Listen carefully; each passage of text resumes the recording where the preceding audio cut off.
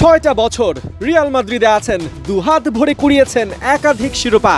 তবে সময় যত গেছে স্প্যানিশ ফুটবলের সৌন্দর্যের পেছনে থাকা অন্ধকার দিকটাও টের পেয়েছেন ব্রাজিলিয়ান সুপারস্টার ভিনিসিউস জুনিয়র। নানা বর্ণবাদী কটাক্ষে বারবারই হেনস্থা হয়েছেন।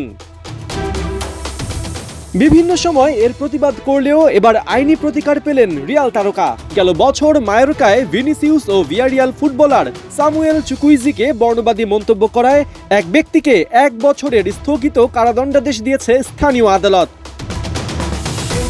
রিয়াল মাদ্রিদ তাদের স্টেটমেন্টে ওই ব্যক্তির নাম উল্লেখ না করে জানায়, অভিযুক্ত ব্যক্তি নিজের অপরাধ স্বীকার করে নিয়েছেন। ভিনিসিউসের কাছে চিঠি লিখে ক্ষমা প্রার্থনার পাশাপাশি বর্ণবৈষম্য বিরোধী ট্রেডিংয়ে অংশ নেওয়ার কারণে তার কারাদণ্ডাদেশ স্থগিত করেছে আদালত।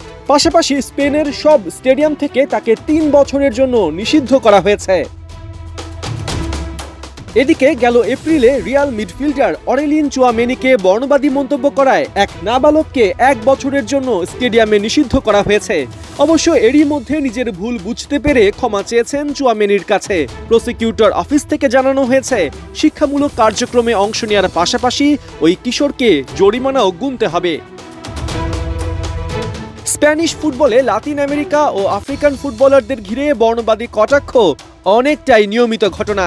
গেল বছর মায়োরকার বিপক্ষে ম্যাচে গ্যালারি থেকে ভিনিসিউসকে বানর বলে সম্বোধন করা হয়।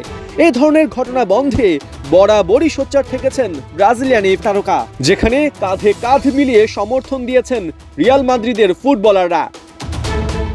পার্থ বণিক, ৭১।